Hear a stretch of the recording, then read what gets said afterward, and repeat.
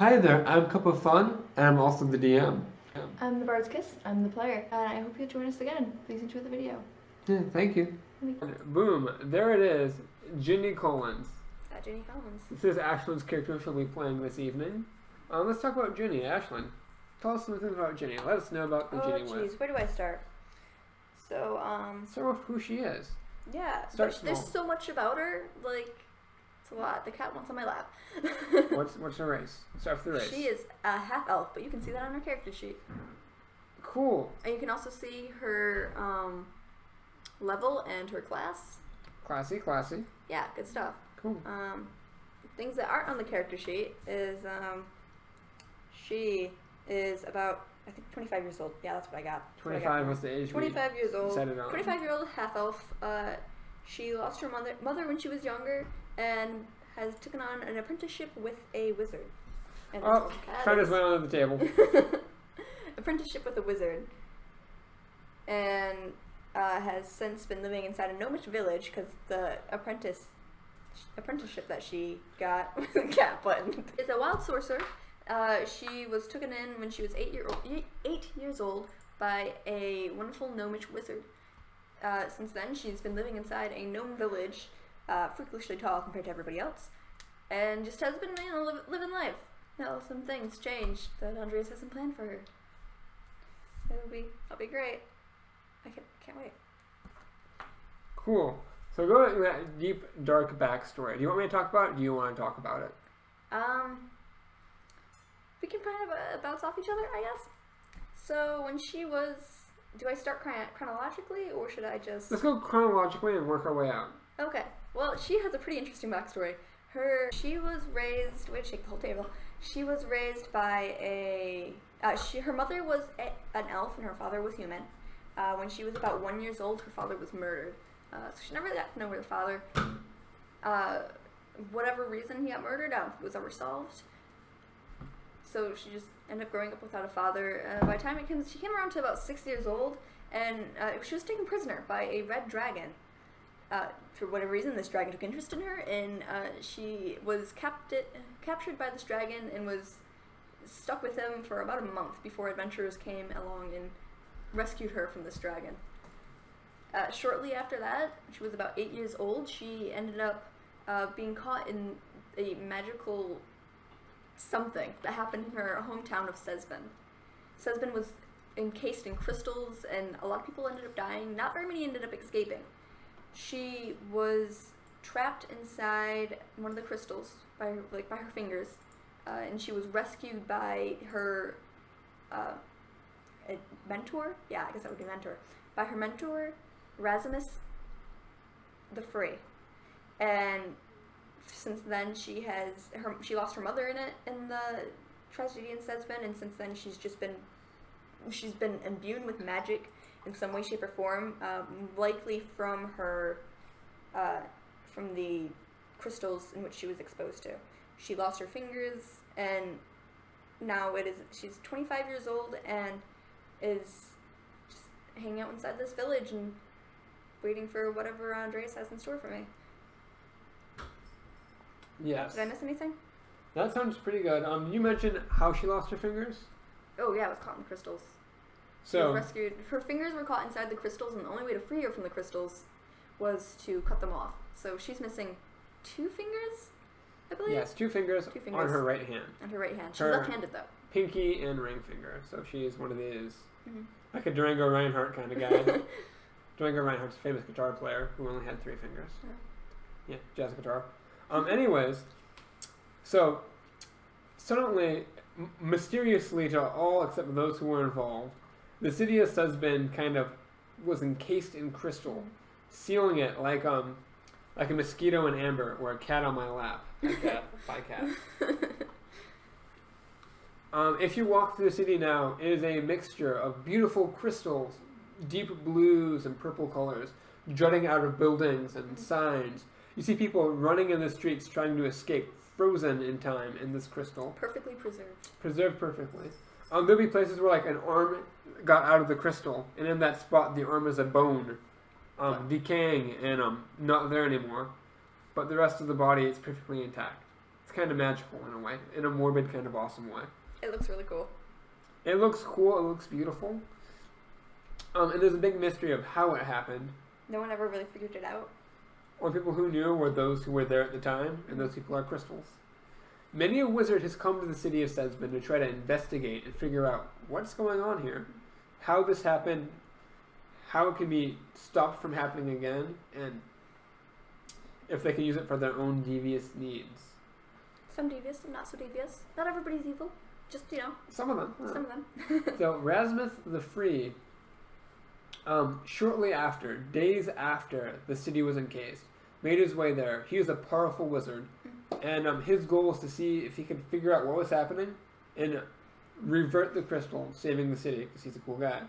He's a cool guy. In his search of the city, in his awe and wonder, and also his sorrow of seeing this happen, he came across a little girl.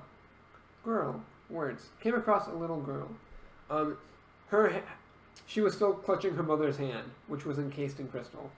It appears her mother tried to push her away and let her go, but 2 fingers remained. 2 fingers cut in the crystal. The rest of her still there. Rasmus comes through the city investigating, finds this little girl, 2 fingers encased in crystal as her mother is pushing her away, trying to save her. She's been there for a few days. She is hungry, she is scared. Rasmus, not knowing what to do, his only option, he cuts off the fingers encased so the girl can be freed. He then takes his child in as his own and raises her. Shortly after bringing this child in, he realizes she has some magic in her, but she cannot control it. She has this wild sorcery in her somehow, which may or may not be linked to Sesbin and the crystals. He's not sure. So he takes her in partly because he's a cool guy, but also to do some research on her. It's kind of intriguing. Kind of figure out if there is some kind of something going on between the crystals and her magic. He also, as doing this, is helping raise her, helping her learn and understand to control her magic. So Rasmus took this small, poor, frightened girl, using magic, conjured her a teddy bear and gave it to her, and led her to her nearby home of Jinsen. So here's our map. It's kind of hard to tell. Sesbin is down here. It's right there. And Jinsen is up here in the woods. So it's a bit of a march. It's a bit of a walk. It's about a day's travel. That's the sense of scale we're using for a map. It's like 2 days travel. He's magic. True. Yeah, it's about a day and a half, 2 days. It looks smaller on this camera than in real, because I can't see it. Made their way back to his home. They approached a small woodland city. Well, first on approach, it was just trees and woods, until he led her to a secret ladder. After helping her up the ladder, because she hurt her fingers. Kind of weird. Yeah. They found an amazing kind of treehouse village built amongst the trees, and just gnomes everywhere. It's a village of primarily gnomes, up off the ground, so they're safe from forest predators, bears, tigers, things in the woods. Also some rather nasty fungus, because it is the mushroom woods. There, he led her to a ramshackle hut, which he proclaimed as his home. As he opened the door and stepped through, the building was completely empty, except for a single purple shimmering door. As he walked in, he opened the door and ushered her in. Expecting to see just more of the empty room on the other side, she was faced with this beautiful mansion. Everything with a slight purplish hue, not quite there, but still solid. This is the Mordecai's magnificent mansion spell, and he has placed a permanent one inside of this tiny hut and made it his home. It's beautiful. Growing up here, she lived a relatively well-off life in this beautiful mansion. The house was nice, but she wasn't it wasn't a rich, royalty-spoiled kind of upbringing. He wasn't a man of much money, but luckily he had magic. In his mansion. So she was raised in this from the age of 8 Yes. to now when she is 25, raised in this mansion. He took a father figure role as well as a mentor and teacher role. And here we find ourselves on the eve of the morning. You wake up in the morning, same old, you're in your room, purple, shimmery, soft, cozy bed. Sparkles.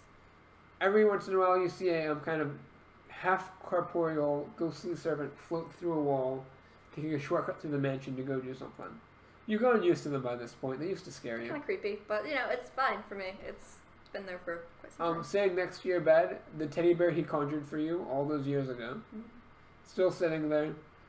You've outgrown sleeping with it most nights, but it still sits on your bedside table in case you need a friend of the night.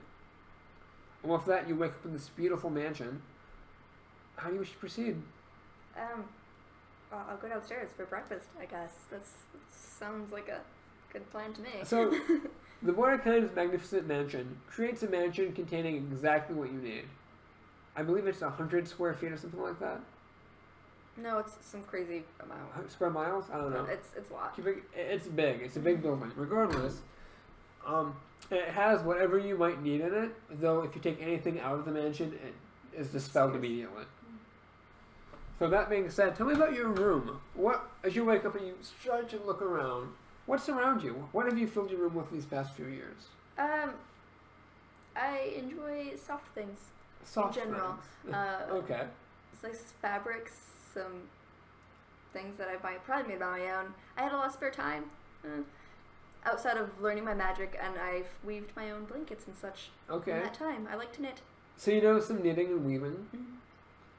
Do you own knitting needles or anything like that, or does the mansion provide those for you?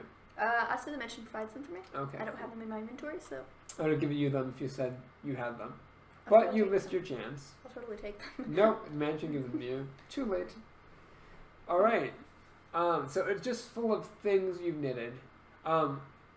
You into just blankets, sweaters. What kind of thing are you? Well, everything. Some nice scarves, blankets. Have you gone to any 3D stuff? Tried to knit any stuffed animals or anything like that? Yeah, sure. I've tried my hand at it a couple times. Not turned out very great. I think the one teddy bear I made, it's missing. Its arm is a bit short. It's fine though. I made it. And I'm proud. I'm proud of that. You. Proud of that teddy bear.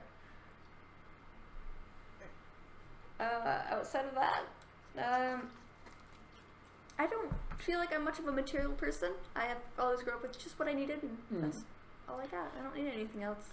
So looking around your room, you see just piles. Are you the neat person, or are you kind of tidy? Are you tidy, or are you messy? How do you? I like to call it organized chaos. Organized in the moment? Yeah. Organized chaos. I know where things are. It does look a bit cluttered to the outsider, though. So you look around your room, and it's just a mess of finished projects, half-finished things you've given up long ago but haven't gotten rid of yet. Just cloth and fabric and just soft, squishy everywhere. Just how you left it that night when you went to bed. Perfect. So that you make your way. You wake up. You make your way down the stairs of this long, spiraling staircase of the mansion. Your bedroom is in one of the 2 towers of the mansion. Do they have windows? There are windows. Yeah. Are they windows that actually look outside, or are they magical windows that have a really nice view of something? So Mordecai's magnificent mansion is located in a pocket dimension. So looking out the window, you see kind of astral space. It's kind of this weird empty void. Yeah, I don't have very many material things. I've created a lot of things, but overall my room's that doesn't really have. It has what I need in it, and that's really it. I don't have much material goods. Except for all the material goods lying everywhere. Exactly. So you make your way down this long, spiraling steps of a tower to the main floor foyer, right into the kitchen. What do you want for breakfast? What's your diet consist of? I do like veggies. However, I think this morning I'm feeling a waffle. Waffle? You're a waffle man? Some nice fresh fruit. Oh yeah, good stuff. Good stuff. Okay. So one of the astral servants kind of yeah, sure thing. Yes, madam.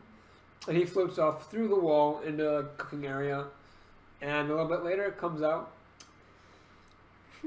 through a door, because you can't go through a wall if you're holding waffles. Right, they can't carry things. But I just imagine this image of him trying to go through the wall and just through the wall, but the food just falls stays behind and falls on the ground.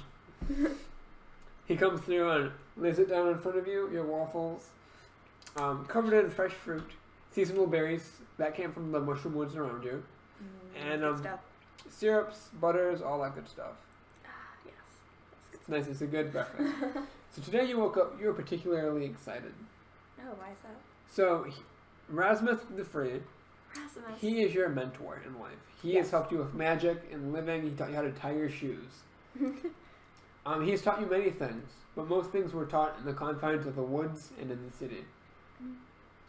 Today, you're going out on a field trip. He has something very special he wants to show you. Ooh. He will not tell you what it is, no matter how much you begged. Well, no wonder I thought it was a waffle day. Special occasion. Special occasion. So that's something you're looking forward to today, though you have not seen him yet on this day. Well, I did just get up. You did just get up. Is he normally in the breakfast area when I come downstairs? He is a pretty early riser. So he's usually out and about already. He's doing something somewhere. He's a busy guy. He is the predominant magical figure of the town. It takes a lot of time, a lot of effort to learn and master magic, which is a turnoff to a lot of people. So because of this, he is kind of the magical authority in this town. The arcane magical authority. There are a few temples here and there. It's not the biggest of towns. It's a small kind of treetop village. Alright. So I'm just gonna wait for him, I guess. Is the mansion filled with those crystals? Like, did he take some of the crystals from Sesbin to study, like, here, or does he purely keep just studying? He has a workshop. So there are 2 towers of this mansion. One is yours, one is his.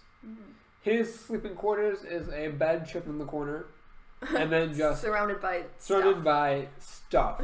Beakers, test tubes, shelves of books. The room kind of grows to what it's needed for, like the room of requirement in Harry Potter. So his room is much bigger than yours. There's a lot of stuff. There are rows of cauldrons with various potions and elixirs bubbling away. Tables of dissected wildlife and creatures. I'm trying to figure out their anatomy, how they work. Jars full of various things floating. Magical ingredients. Things that taste good. He also is not the neatest of people. It's kind of a clutter, chaos kind of. You know, it's magic people. It's still a lot of things going on. He has a lot going on. You know. There's a table set aside just for, excuse me. We worked before this. There's a table set up with the purpose just of enchanting things. Oh, it's contagious. It is. I tried to cover my mouth. Hopefully it works out. So it's a pretty big, messy area, full of things. He spends a lot of time up there. He doesn't spend very much time in the mansion. He's either up there or out and about doing something in the town. Oh, I'm usually also out and about doing something in the town. I don't stick around the mansion. I like to explore. It's something I do enjoy doing, but I haven't really explored outside this place because the world's scary. The world I've gathered is a very scary place, so I mostly stick around town. But I have explored. I'm going to edit this real quick. So I think I'm going to stick around. Usually I go out after breakfast, but so it seems that my good mentor Erasmus is supposed to show me something. I'm not gonna leave. I'll hang about here. Okay. What do I like to do in my free time other than knit? I'll dabble with something. Play some magic, maybe? Yeah, I'll practice some illusions in my hand or something. What would I like to do? So I want to point out while you're thinking about that. So there's an interesting dynamic happening here. Because Ashton was a half-elf. Ginny, rather, was a half-elf. Who was brought into this village of gnomes. So even though she's relatively young compared to most of the gnomes here, she towers above most of them. All of them, actually. There's no gnome taller than her. Yep. How tall are you, Ginny? 5'7". So she's a good, 2 foot tall, 2 feet higher than the tallest gnome in the village. It's hard for her to walk down the street without someone being like, hey, can you get something off the top shelf for me? Yeah, she gets asked a lot of favors. She happily obliges, but it's pretty much her life. All people, how's the weather up there? Jokes about her height all the time. It's fine now. She has some gnome friends, I'm sure. She hangs out with. But... Nobody knows the trouble I've seen. Yeah, So yeah, after finishing your waffles, you spend about an hour anxiously waiting around the mansion, waiting for Rasmus. So you spend about an hour anxiously waiting, trying to distract yourself with the magic. Sparks of electricity. Every once in a while, a servant will come through and we're like, oh, it's just you. Any sign of movement, you just want this to happen. till eventually this old, ragged-looking gnome makes his way through the front door of the mansion. He has kind of a hunch in his back from years of leaning over cauldrons and books and such. He has this large, kind of like Rafiki staff, this large stick, and hanging from the end of it, there are these herbs that are kind of bound and drying. He keeps with him at all times. Spellcasting components or potion ingredients, we're not sure what. This old kind of crooked, gnarled staff, he puts a lot of weight into it as he comes into the room. Gray hair, he is old even by gnomish standards. Gnomes live into the 2nd century easily. He's pretty up there. It's an old dude, man. Old dude. Oh, good, you're up. I've been up for like an hour. He kind of looks up towards the sun. He's in his mansion, he can't see the sky. Looking out the window, it's just abyss and nothingness. Very good. Are you ready? Yes. Great. This way, please. He beckons you into a coat closet nearby. Coat closet. Okay. Go into the coat That's closet. a weird way to word that. It's more like a mud room. Okay. That makes sense. A mud room right off the main foyer. Like you hang your coat there and leave your shoes and that kind of room, not a coat closet.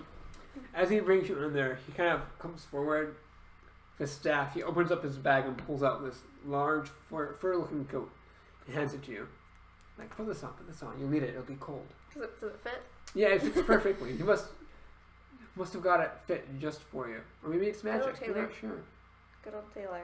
I'm sure the Taylor's very familiar with me by this It's point. very warm. He's like, you'll need this. And he pulls out a hat and just shoves it on top of you.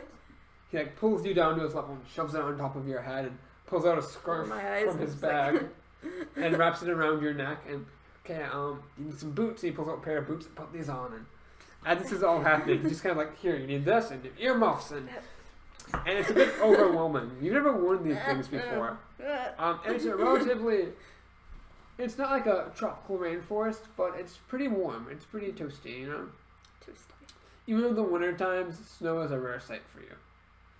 But he's just, all these things, as this is happening, you're starting to sweat underneath your clothing. You're getting really warm. It's mildly uncomfortable. It's like, okay. Yes. I think we're all set. Okay. Right this way. And he kind of like, out the front door, he holds the door open for you, out the mansion, into the town. Like adjust my hat. You notice that as you were fidgeting and fussing with all that stuff, he quickly put on his own set of warm-looking clothing. Yeah. As you guys step out the magical door and close it behind you, you make your way out the main door of your hut. You step into the street. It's really warm. Very, really warm. I said that. You start to sweat underneath your clothing because you're wearing this thick, heavy winter clothing, and it's summertime. It's warm. It's not anything like we have outside right now.